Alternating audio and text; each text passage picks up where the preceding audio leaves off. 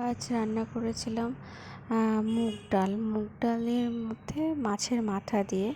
এটা কলকাতার দিকে কিন্তু এটাকে মুড়ি ঘন্ট বলে।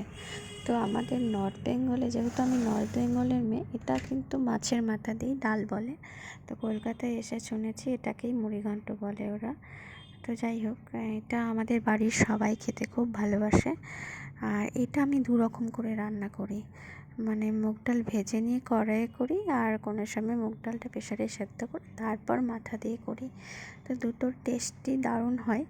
তো আমার মনে হয় যে প্রেসারে যেটা হয় সেটা বেশি ভালো লাগে, কিন্তু আমাদের বাড়িতে এটা বেশি ভালোবাসে। আর করেছিলাম পটল ভাজা, আর অন্যান্য কাজ ছিল, আমি সময় পাইনি।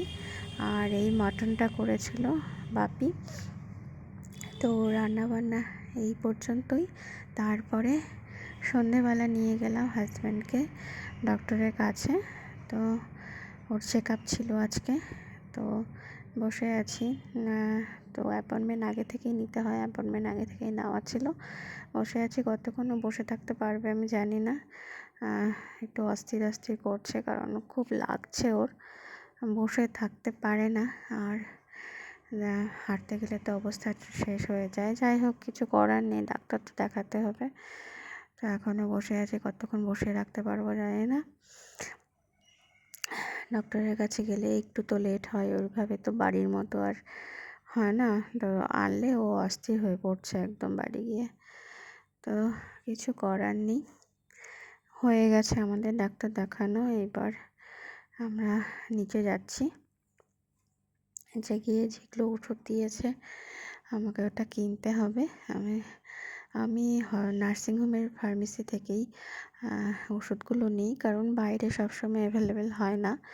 আর যেহেতু নার্সিংহোমে যাচ্ছি, তো ওখান থেকেই নিয়ে আমি সবসময় এটাই করি। ওদের ফার্মেসিতে গেলে সব ওষুধই অ্যাভেলেবেল হয়। তো ওকে বসিয়ে দিয়ে আমি ফার্মেসিতে গেলাম ওষুধ নিতে। ওষুধ নিয়ে যতটা তাড়াতাড়ি পারি আর কি, ওকে নিয়ে যেতে পারলে বাঁচি। আমার ওষুধ নেওয়া হয়ে গেছে।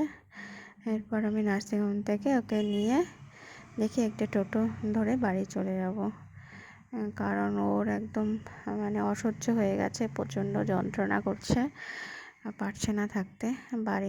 বাড়িতে গিয়ে আরও অস্থির হয়ে যাবে। যাই হোক, আজকের মতো এইটুকুই, টাটা।